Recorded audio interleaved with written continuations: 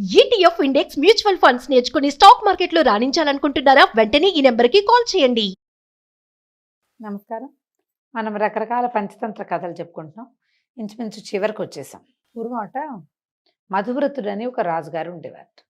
ఆయనకి లేక లేక ఒక కూతురు పుట్టింది. తీరా ఆ పిల్ల నుదుటి మీద ఒక కొమ్ముతో పుట్టింది. ఇక్కడ ఒక కొమ్ము వచ్చింది దానికి, చంటి పిల్లకి. మంత్రి గారు వచ్చి చెప్పాడు, మనకి అమ్మాయి పుట్టిందంటే సంతోషించారు, చాలా బాగుందన్నారు. అందరికీ నగలు నాణ్యాలు పంచిపెట్టారు. 3వ రోజున పురిట్లో పిల్లని చూడడానికి వెళ్ళేసరికి దాని మొహం మీద కొమ్ము ఉంది. రాజుగారు హడిలిపోయాడు, ఇది ఇట్ట ఉంది కొమ్ము, ఈ కొమ్ము ఉన్న పిల్లని ఏం చేయాలి? సరే ఏం చేయాలి అని ఆలోచించారు. పిల్లని చంపేద్దామా, ఎక్కడైనా వదిలేద్దామా, ఏం చేద్దాం అంటే మంత్రి గారు అన్నట్టు తొందరపడద్దండి, మనం ఎవరైనా పురోహితులను అడుగుదాం, ఏం చేయొచ్చో చూద్దాం అని చెప్పి కొంతమంది పురోహితుల్ని పిలిపించాడు. వాళ్ళందరూ అన్నారు, అయ్యో అయ్యో, ఆడపిల్ల మొహం మీద కొమ్ముతో పుడితే ఇంకేముంది, చాలా అనర్థం మహారాజా. ఈ పిల్ల ఉంటే మీకు తండ్రికి ఇబ్బందే, పెళ్ళైతే భర్తకి ఇబ్బందే. ఈ అమ్మాయి వల్ల అమ్మాయి మృత్యువుగా భావించాలి, దీనివల్ల అనర్థాలు జరుగుతాయి. ఇట్టా చెప్పారు. చెప్పాక ఏం చెయ్యాలి అంటే వాళ్ళు అన్నారు, అట కాదండి, పిల్లని ప్రస్తుతానికి గదిలో పెట్టి తాళం వేయండి, ఓ గదిలో ఉంచండి, అందరికీ చూపించద్దు, మీరు చూడొద్దు. పిల్లదారి పిల్లని ఉంటుంది, పెరుగుతూ ఉంటుంది. కొన్నాళ్ళక పెళ్ళిడు వచ్చాక ఎవరికైనా ఇచ్చి పెళ్లి చేసేద్దాం. పిల్లని తీసుకుని ఊరు వదిలిపెట్టి వెళ్ళిపోవాలి, మన దేశంలో ఉండకూడదు అని చేద్దాం. అప్పుడు మీకు శిశు హత్యాపాతం, పుత్రికా హత్యాపాతకం ఇలాంటివి చుట్టుకోవు. పిల్లని పెంచాం, పెళ్లి చేసాం, పంపించాం, మొగుడితో పంపించేస్తాం, ఎక్కడ పోతే అక్కడ పోతారు, ఇంతేనన్నారు. సరే రాజుగారు బాగా ఆలోచించుకుని ఈ పసిగుడ్డుని చంపటం ఎందుకులే, ఎటాగొట్టా పెరుగుతుందని ఓ 2-4 చిలకత్తెల్ని పెట్టి ఒక దాదుల్ని పెట్టి వేరే భవనంలో ఉంచి పెంచడం మొదలుపెట్టారు. పిల్లని గదిలో పెట్టి తలిపేసి ఉంచేవాళ్ళ, పిల్ల ఎప్పుడు బయటకు వచ్చేదే. కాస్త పెద్దదైంది, పిల్ల ఈడేరినాక ఊళ్ళో అనౌన్స్ చేశారు, రాజకుమార్తెని పెళ్లి చేసుకున్న వాళ్ళకి 1,00,000 వరహాలు బహుమానంగా ఇస్తాం, పెళ్లి చేసుకున్న యువకుడు రాజకుమార్తెను తీసుకుని ఊరు వదిలిపెట్టి పోవాలి హో అని ప్రకటన చేశారు. ఒకళ్ళు ఇద్దరు ఉత్సాహపడ్డారు. 1,00,000 వరహాలట రాజకుమార్తె అంటే నీ మొహంలా ఉంది, ఆ అమ్మాయి మొహం మీద కొమ్ముందిరా, ఆ కొమ్మే లేకపోతే వాళ్ళ నాన్న మనకెందుకు ఇస్తాడు, ఇంకో రాజకుమారుడికి ఇవ్వకపోయాడా, పైగా దీనిలాగా కట్నం కూడా 1,00,000 వరహాలు ఇస్తానంటున్నాడు, పిల్లని చేసుకుని చచ్చిపోతావు, ఇక్కడే ఆ పిల్ల ఉంటే రాజుగారు పోతాడని బయటికి పంపించేస్తున్నారు అని వారా వీరా స్నేహితులు ఒకళ్ళిద్దరు ఉత్సాహవంతులైన యువకులు ఉత్సాహపడ్డా వాళ్ళని కాలు వేలు గుచ్చుకుని లాగేశారు కిందకి. ప్రకటనల మీద ప్రకటనలు వెళ్తున్నాయి కానీ ఎవడు పెళ్లి కొడుకే రాల. అయితే ఆ రాజ్యంలో ఒక గూనివాడు ఒక గుడ్డివాడు ఇద్దరు ఫ్రెండ్స్, ఏదో చిన్న పని చేసుకునేవారు. అప్పుడప్పుడు రోడ్డు మీద మాధుకర వృత్తి కూడా, మాధుకరం అంటే అడుక్కోవటమే వృత్తి కూడా చేసుకునేవాళ్ళు. గూనివాడు గుడ్డివాడు ఇద్దరు మాట్లాడుకున్నారు. గూనివాడు అన్నాడు, ఎంతో బాగుంటుంది రాజకుమార్తె, పాప మొహం మీద కొమ్ముంది, కానీ పెళ్లి చేసుకుంటే తిండికి లోటు ఉండదు అన్నాడు. గుడివాడు అన్నాడు, సరేలే నేను చేసుకుంటా, పోని 1,00,000 వరహాలు వస్తాయి కదా, మరి ఇన్నాళ్ళు నేను అడుక్కునేటప్పుడు నువ్వేగా నాతో సాయం ఉన్నావు, ఇప్పుడు పెళ్లి చేసుకున్నాక కూడా నువ్వే సాయం ఉండు, చెరిసగం పంచుకుందాం, నాకెటాకు కళ్ళు లేవు, ఆ అమ్మాయి అందగత్తో ఇంకోటో దాని మొహాన కొమ్ముందో దాని వీపు కొమ్ములు ఉన్నాయి, ఎవడు చూడబోయాడు, నాకు తెలియదుగా, కనపడదు కదా, అంధుండి కాబట్టి నాకు అనిపించదు, కాబట్టి పెళ్లి చేసుకుంటాను, నేను చేసుకుంటాను, మరి నువ్వు నాతో పాటు ఉండమని అన్నాడు. సరే గూనివాడు గుడ్డివాడు ఇద్దరు ఓకే అంటే ఓకే అనుకున్నారు. సై అనుకుని రాజుగారి దగ్గరికి పోయారు. వెళ్ళాక రాజుగారికి చెప్పారు, అయ్యా మీ అమ్మాయిని నేను పెళ్లి చేసుకుంటాను అనగానే రాజు ఆశ్చర్యపోయాడు. మంత్రి అన్నాడు, పోన్లేండి ముష్టివాడు అయితే అయ్యాడు, ఇతను గుడ్డివాడు, అంధుడికి ఏమీ కనపడదు, అంధుడికి అందగత్తైనా ఒకటే, మొహం మీద కొమ్మున్నా ఒకటే, ఏం పర్వాలేదు, అతను అందుకే ఉత్సాహపడుతున్నట్టున్నాడు, చేసేద్దాం పిల్లకి పెళ్ళి అన్నారు. సరే రాజకుమార్తె నుంచి ఈ అంధ భిక్షుకుడికి వివాహం చేశారు. 1,00,000 వరహాలు చేతిలో పెట్టారు. సరే ఈ గూనెబ్బాయి గుడ్డెబ్బాయి రాజకుమార్తెను పుచ్చుకొని ఊర్లోంచి బయటకు వచ్చేసారు. ఊర్లోంచి బయటకు వెళ్ళిపోవాలని ముందే చెప్పారు కదా శాసనం, రాజకుమార్తెను కూడా తీసుకుపోయారు. రాజకుమార్తె చక్కగా చిలకల్లి ఉండేది, చిన్నప్పటి నుంచి తన పనులు తను చేసుకోవడానికి అలవాటు పడి ఉంది. ఈ 1,00,000 రూపాయలు పెట్టుకుని వేరే ఊళ్ళో ఒక చిన్న ఇల్లు తీసుకుని కులాసాగా ఉంటున్నారు. ఒకరోజు ఈ గుడ్డే భర్త ఎక్కడికో బయటికి వెళ్తే ఆ గూని కుర్రాడు అన్నాడు రాజకుమార్తెతో, అయ్యో నేను చూస్తే నాకు ఎంతో బాధగా ఉంది, నీకు ఎంత కష్టం వచ్చింది అన్నాడు. రాజకుమార్తె చక్కటిది కదా, పాపం చక్కదే, మొహం మీద కొమ్ముందంతే. రాకుమార్తె అంది, ఏమిటి ఇప్పుడు నాకు వచ్చిన కష్టం, ఆ ఊళ్ళో ఉంటే పెళ్ళి అయ్యేది కాదు, ఎవడు ముక్కు మొహం చూసేవాడు కాదు, ఇప్పుడు చక్కగా పెళ్ళయింది, భర్త ఉన్నాడు, నువ్వు స్నేహితుడు ఉన్నావు, మాట్లాడడానికి మనుషులున్నారు. ఇదివరకు నేను ఎవరితోటి మాట్లాడలేకపోయేదాన్ని.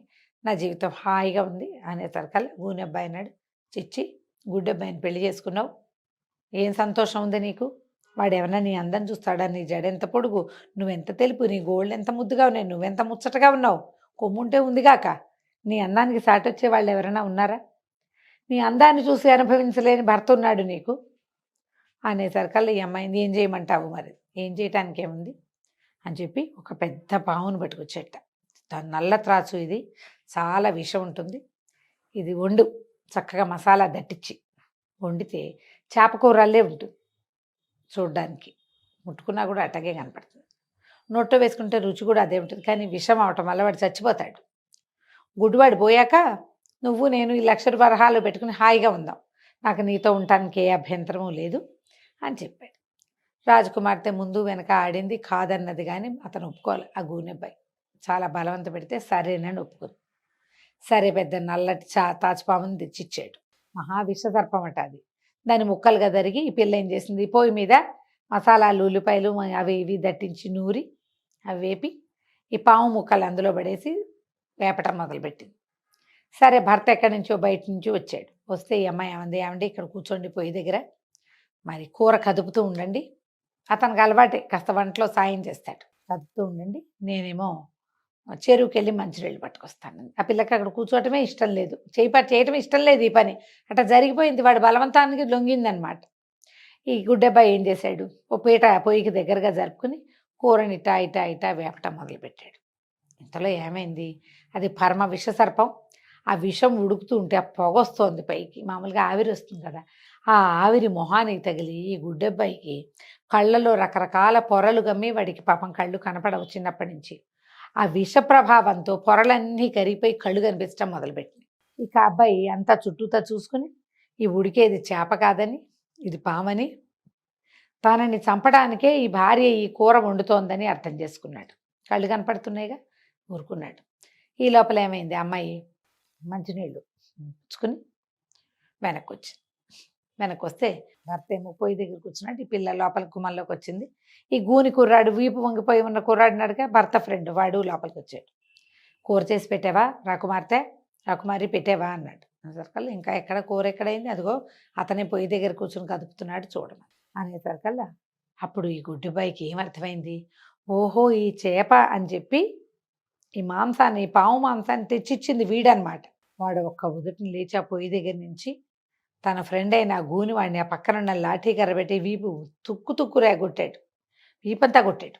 దుర్మార్గుడా, నన్ను చంపాలని చూస్తావురా, పెళ్లి చేసుకుంది నేనైతే 50 వరహాలు నీకు ఇస్తానన్నాను, నిన్ను నాతోటే ఉంచుకున్నాను, రాకుమార్తెతో అన్నం వండించి పెడితే నీకు చివరికి నన్ను చంపాలని చూస్తావా అని ఆ వీపు మీద శతమోదేసరికల్లా ఆ గూనివాడికి కాస్త వీపు నువ్వు సాఫీ అయిపోయింది. అంతకుముందు ఇట్లా వంగిపోయి ఉండేవాడు, ఈ పడ్డ దెబ్బలకి ఇట్లా వంగుని వాడు ఇట్లా లేచి ఉంచున్నాడు. ఇంతలో యువరాణి అడ్డం వచ్చింది. రాకుమార్తె అయ్యో అయ్యో చచ్చిపోతాడండి, ఏమైనా అవుతాడు, క్షమించండి, వదిలేయండి అంటే ఈ పై గుడ్డపై గుళ్ళు మండిపోయింది.